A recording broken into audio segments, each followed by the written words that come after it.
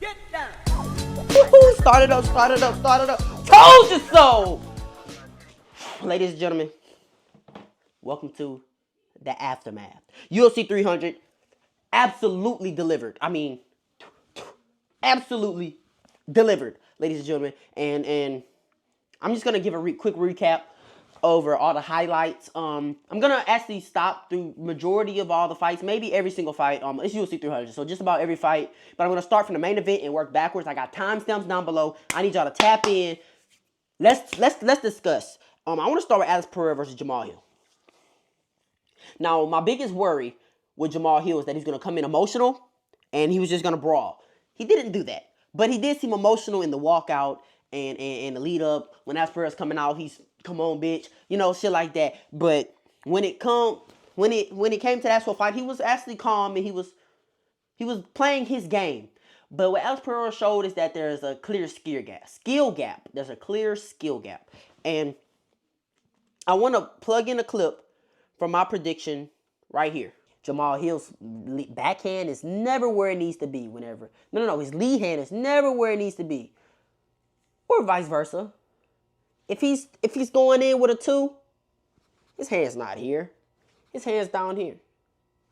If he's coming in with a lead hook, his hand's not here. His hand's down here. Alex Pereira has the best left hook in the game. Okay? So that's Alex's bread and butter. And I hope I'm wrong. But I think Alex Pereira knocks Jamal Hill out. So yeah, and exactly what I said came to fruition. His hand was not where it needed to be. Alex Pereira at one moment in that fight, this guy doesn't have anything for me. So I'm gonna walk him down. And here's my instant reaction to it. Pereira walking him down now, trying to pressure him. Dude, he's overextending. Look, when he throw his left hand, look where his right hand at, bro. He about to get caught with a left hook. Nigga's right hand is not by his chin. Damn, he said, Oh! That left hook. That left hook. That left hook. I fucking knew it. Stop it. Stop it. Stop it. He said, what did I say? Damn. Oh, shit. That shit wasn't even Damn. He said he decided, I'm going to walk him down, and I'm going to impose my will, and I'm going to get him out of here. His hand was not where it needed to be. Alex Pereira didn't even have to hide it behind the jab. He stepped forward, left hook, his eyes, he didn't even land it flush. He landed with 3 knuckles. Eyes rolled to the back of his head. He's in the shadow room. I felt so bad. Jamal Hill, as you know, you may or might not know, Jamal Hill's one of my guys. Like, that's one of my guys. So, like, I kind of feel bad. I hurt. But it's something that I could have expected because Jamal Hill's boxing defense is not what it needs to be. And his boxing coaches have not helped him improve on that. So, it's really his fault. And he took a lot of leg kicks as well. He got away out of some, but he took a lot as well. And I'm not really sure if he landed any punches on Alex Pereira. So that's really all I gotta say about that. Weili versus Yan Xiaonan. To be honest, I didn't really pay much attention because I was trying to post my clip from the Max Holloway Justin Gaethje BMF title fight, so I missed a lot of this fight. But I did see Yan Xiaonan go out from the rear naked choke round 1. I did see she got caught in an arm triangle as well. She fought through a lot of tough situations. I did see she was landing some big punches on Weili too and wobbling her from time to time. But at the end of the day, Weili, she's the best woman on the planet. She takes the fight wherever she needs to take it. If you are a great wrestler, then we're going to strike. And if you are a great striker, we're going to wrestle. And that's exactly what she did. She's going to take the fight where she needs to take it in order to win. And she returned her belt. Now, Justin Gaethje, Max Holloway. Ladies and gentlemen, oh my goodness, Okay. Here was my prediction. 5.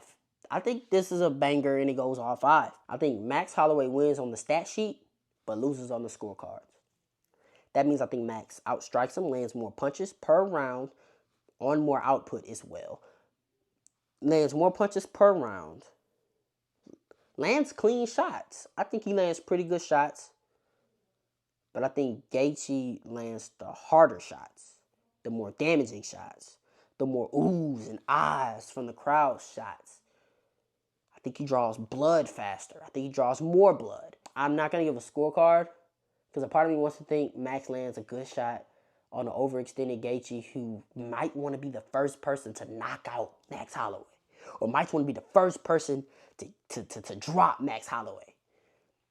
And when Gaethje has you there, he can overextend. And I can see him overextending, Max landing a clean shot and maybe having him do the jitterbug and stealing a round. And then maybe coming out first round being more active, still in the first round, and making it interesting, you know? So, gun against my head, I'm going Gaethje. I want Max to win, though. Okay. Max Holloway most definitely won on the stat sheet, and he most definitely won on the scorecards. I had him up 3-1 going into that fifth round, and I had him winning that fifth round. Max Holloway broke Justin Gaethje. I mean, it's not confirmed, but I'm pretty sure he broke Justin Gaethje's nose in round 1.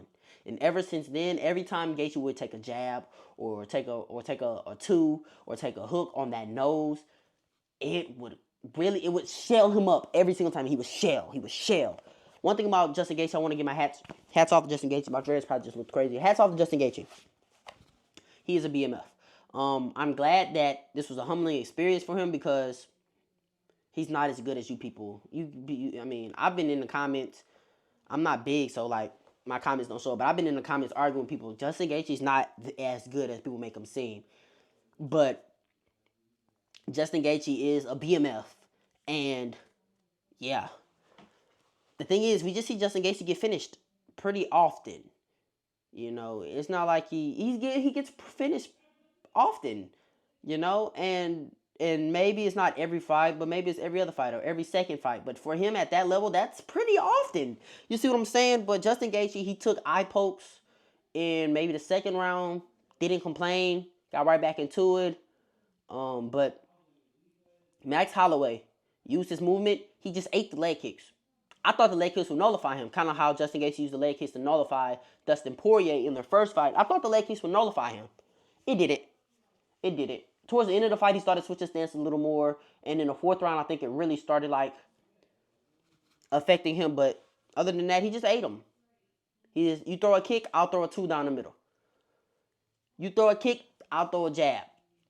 You throw a kick, I'll step forward, hit you on that nose. And it worked. And he was working the body, the back spinning kicks. Max Holloway put on a great performance, and there's no way Ilia Topuria can deny him a title shot now. One thing about it, though, I kind of want to see Max Holloway stay at lightweight. He looked great. He looked great at lightweight against probably the third or fourth best lightweight on the planet. I have him at fourth best on the planet behind Poirier, but a lot of people put him 3 behind Charles Oliveira and Islam Makhachev, which I don't understand. And yeah, so. And that was a great win. I mean, he dominated that fight from start to finish, and he got the...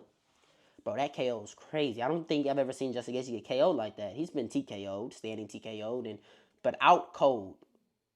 Out cold. And the fact that Dustin Poirier... I mean, the fact that Max Holloway, knowing he was up 3-1 and winning the 5th, called him to the center and pointed down and said, let's slug it. He's a bad motherfucker, bro. He's bad. He's a bad man. He's a bad man. Here's my instant reaction to it. Rolling Thunder. This nigga said, stand right here. That nigga said, stand right here, nigga. That nigga said, stand right here, nigga. That nigga said, stand right here, nigga. Oh! Oh! Oh! Oh!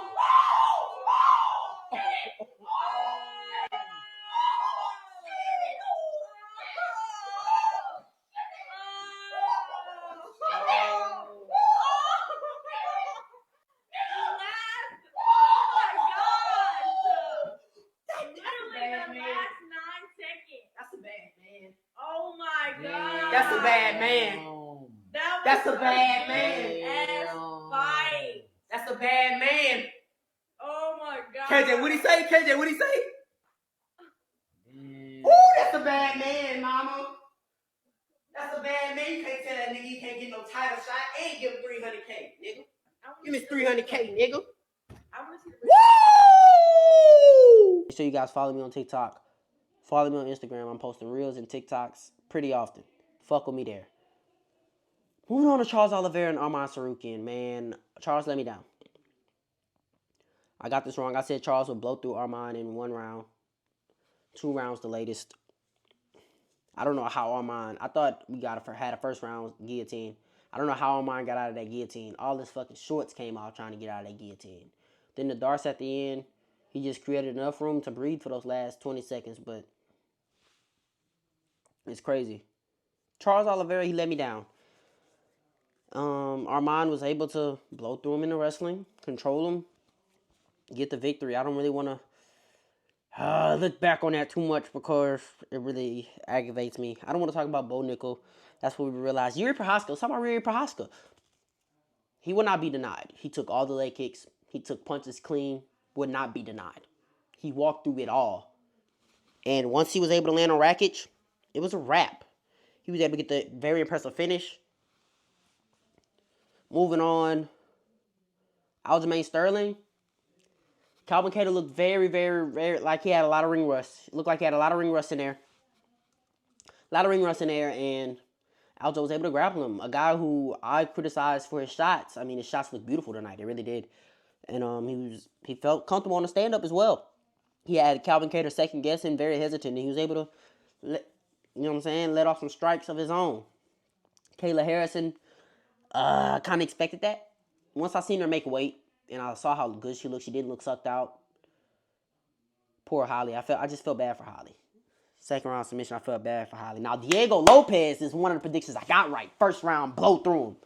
The sloppy 1-2s, he's too slow. It wasn't enough, Sadiq. I'm sorry. And the uppercuts. Dude, the power of this guy. This is a guy I want to see fight somebody top 5. I want to see him fight a Brian Ortega. I want to see him fight a Yair Rodriguez. I want to see him fight a Josh Emmett. And I want to see him work his way up the ladder to get a title shot.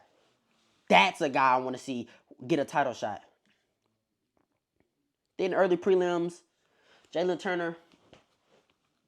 I've been looking at you like as a quitter for a while, and I've gotten a lot of slack behind that because you'll come out with one good performance and then people will let it make up for it, but look like you quit on yourself tonight.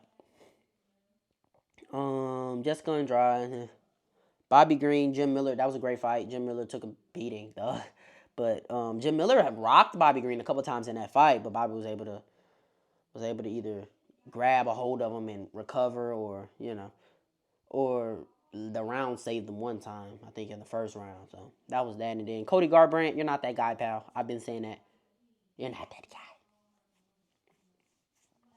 And I hope you guys stop. Just stop. Stop with he's coming back. Stop with the momentum. I don't even understand how he was considered to beat Figueiredo. I understand that he had the speed, but other than that, I don't understand how he was considered. I think that's silly and ridiculous. So, thank you for joining me for the aftermath. Quick, to the point. Thank you for watching the whole video. If you did, till next time, and it will be a next time. Told you so.